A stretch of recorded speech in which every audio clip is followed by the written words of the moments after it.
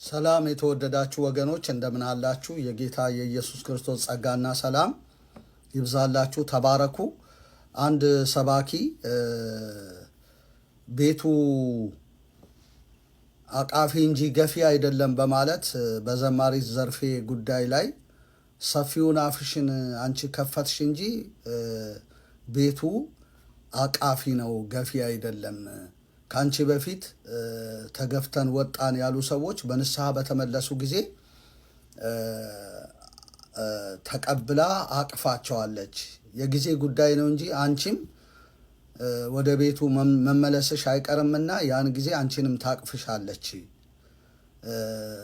ስለዚህ ቤቱ ገፊ ሳይሆን አቃፊ ነው ብሎ ተናግሯል። እስቲ ቪዲዮውን እንስማና ከዛ በኋላ አስከትዬ ሌላውን ደግሞ ቪዲዮ አጫውታለሁ። ተባረኩ፣ ተከታተሉ። አንቺ ግን ያ ሰፊው አፍሽን ከፈትሽባት። ሁለት እጇን ዘርግታ አቅፋ የተቀበለቻቸው ጓደኞችሽን እዝራን፣ ሐዋዝን፣ መጋቢ ብሎ ያይመረን ስንቱን ልጥራልሽ?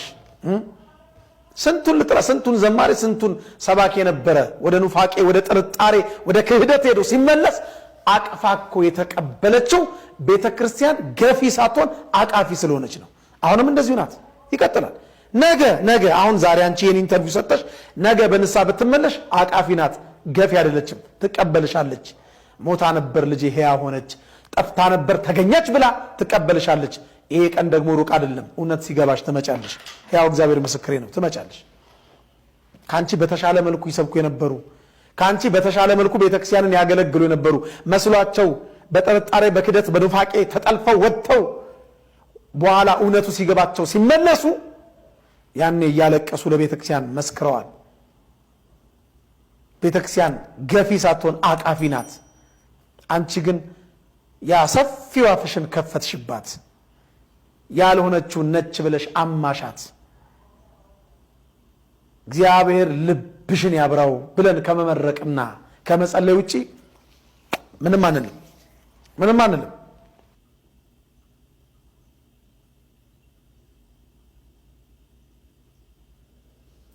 እሺ፣ እግዚአብሔር አምላካችን የተመሰገነና የተባረከ ይሁን። ይሄ ዲያቆን ያው እንደሰማችሁት ይህንን ተናግሯል።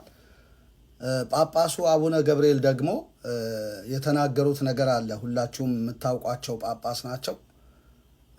ኢየሱስ ቤዛችን ነው ብለው ሰብከው ትልቅ ሪቫይቫል ነው በዛ ቤት ውስጥ የቀሰቀሱት። እሳቸው ደግሞ ቤቱ ገፊ ነው ብለዋል። እና እስቲ ቪዲዮአቸውን እንስማ።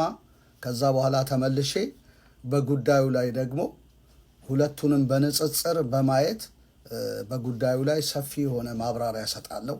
ተባረኩ፣ ተከታተሉ።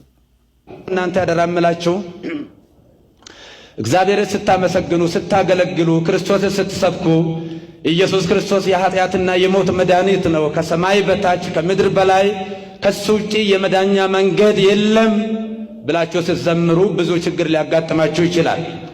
አሁን አስተሳሰባችንን መቀየር አለብን።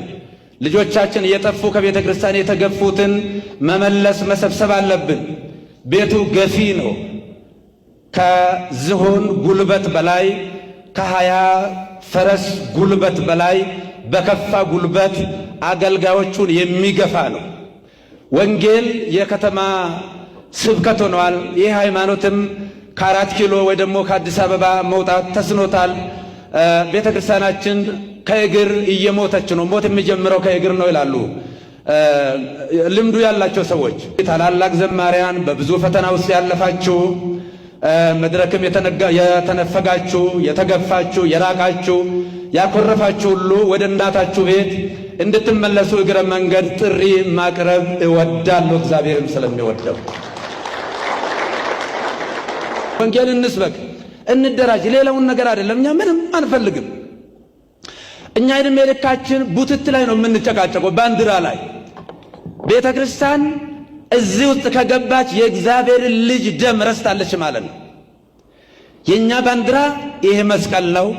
ዋናው እሱም የሚያሳየን ክርስቶስን ነው። ስለዚህ በየክብረ በዓሉ በማይረባ በማይጠቅም ምድራዊ በሆነ ነገር የተመሰገነና የተባረከ ይሁን። እንግዲህ እንደሰማችሁት ነው። በማስረጃ ነው ሁሉንም ነገር የምናቀርበው። ስለዚህ ማንን ነው ማመን ያለብን? ይህንን ዲያቆን ወይም ይህን ሰባኪ ነው ወይስ ጳጳሱን ነው የምናምነው? ጳጳሱን ነው የምናምነው።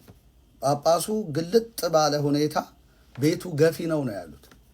እንደውም ከዝሆን ጉልበት ይልቅ ከ20 ፈረሶች ይልቅ ቤቱ ገፊ እንደሆነ ብዙዎችን መምህራን፣ ሰባኪያነ ወንጌልን እንደገና ሌሎችንም ሰዎች ገፍታ እንዳስወጣች በከፍተኛ ጉልበት ገፍታ እንዳስወጣች ነው በግልጽ የተናገሩትና የተመለሱ ጥሪ አቅርበዋል።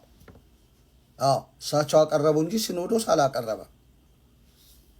ስለዚህ ዘርፌ ብቻ ሳትሆን እኛም ከነ ዘርፌ በፊት ከነ ትዝታው ከነ በጋሻው በፊት ከሌሎችም በፊት መጀመሪያ ላይ የተገፋን እኛ ነን። የተገፋን እኛ ነን። እኔ ኦልሞስት አሁን ወደ 34-35 ዓመት ያህል ይሆነኛል ተገፍቼ ከወጣሁ። ቤተ ክርስቲያን ደክማብኛለች፣ አስተምራኛለች። በኮሌጅ ደረጃ ተምሬያለሁ። በገዳማት በብዙ ገዳማት አሳልፍ ያለው የጽሞና ጊዜ ወስጄ እንደገና የቤተ ክርስቲያኒቱን ትምህርት ቅኔ ተምሬያለሁ። የተለያዩ ተምሬያለሁ ማለቱ ምንም ጥቅም ስለሌለው ራስንም እንትን ማለት ስለሆነ ብቻ በጥቅሉ ቤተ ክርስቲያን ልታስተምረኝ የተገባትን ሁሉ አስተምራኝ በተገቢ ሁኔታ ከዲቁና እስከ ቁምስና ባለው ማዕረግ ውስጥ አልፌ ደርሻለሁ። ጳጳሳቱ ባልንጀሮቼ ናቸው አንዳንዶቹ። እና በምን ተለየህ ብትሉኝ በወንጌል እውነት ነው የተለያየሁት። ሌላ ምንም ነገር ተገኝቶብኝ አይደለም። ስም አጥፊዎች ግን የተለያየ ነገር ያወራሉ። መረጃ የላቸውም፣ መረጃ አልባ ናቸው። ነገር ግን ወንጌሉን ለመሸፈን ማለት ነው። ኢየሱስ በተነሳ ጊዜ እኮ ሌባ ሰረቀው ብለው አውርተዋል። አያችሁ፣ የእውነትን ነገር ለመደበቅ ማለት ነው። ስለዚህ ብዙ አይገርመንም። እና በትክክለኛው ነገር ነው የተገፋሁት እኔና መሰሎቼ ማለት ነው። ነገር ግን ገፍተው ኢየሱስ ላይ ነው የጣሉኝ ማለት ነው። ያን አይነ ስውር ገፍተው ኢየሱስ ላይ እንደጣሉት። አንተ በእግዚአብሔር ልጅ ታምናለህን ሲለው አምናለሁ። አመን ዘንድ ማን ነው አለ። አብራራለት። ከዛ በኋላ ሰገደለት ይላል። የሚያዩ እንዳያዩ የማያዩ እንዲያዩ እኔ ወደዚህ ዓለም ለፍርድ መጣሁ ብሎ ሲል እኛ ዕውሮች ነንን አሉት። ዕውሮችማ ብትሆኑ ኃጢአት ባልሆነባችሁ ነበር፣ እናያለን ትላላችሁ፣ ኃጢአታችሁ ይኖራል አላቸው ፈሪሳውያን። የማያዩ እንዲያዩ ነው ኢየሱስ የመጣው፣ የሚያዩ እንዲታወሩ። ስለዚህ ዛሬም እናያለን እያሉ የታወሩ ብዙዎች አሉ፣ ትውልዱን የሚገፉ ቤተ ክርስቲያን የደከመችባቸውን ካህናት እንደኔ ያሉትን የሚገፉ። ይሄ እንግዲህ ዕውርነት ይባላል። እና አቃፊ ናት ማለቱ ይሄ ዲያቆን ወይ ሰባኪ ግርም ነው ያለኝ። እውነት ነው። አቃፊነቷ እኮ ኢየሱስን ክደናል ብለው ከሄዱበት የተመለሱ ሰዎችን ልታቅፍ ትችላለች መሰሎቿ ስለሆኑ። ነገር ግን ኢየሱስ ያላቸውን ሰዎች አይናችሁን ላፈር ነው የምትለው። እና ለማንኛውም ኑሮ ከጌታ ጋር ስለሆነ እኔ ተመችቶኛል። በሸለቆ በተራራ አመቺ ነው፣ ደስ ያሰኛል፣ እርካታን ይሰጣል ብሎ አንድ ዘማሪ ዘምሯል። እንደውም እሱን ልጋብዛችሁ። ስሙት በደንብ።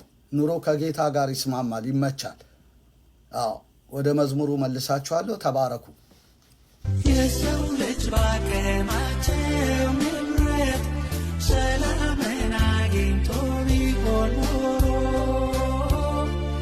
አይሰማም ነበር ከዓለም የሐዘንን ጉርጉሮ።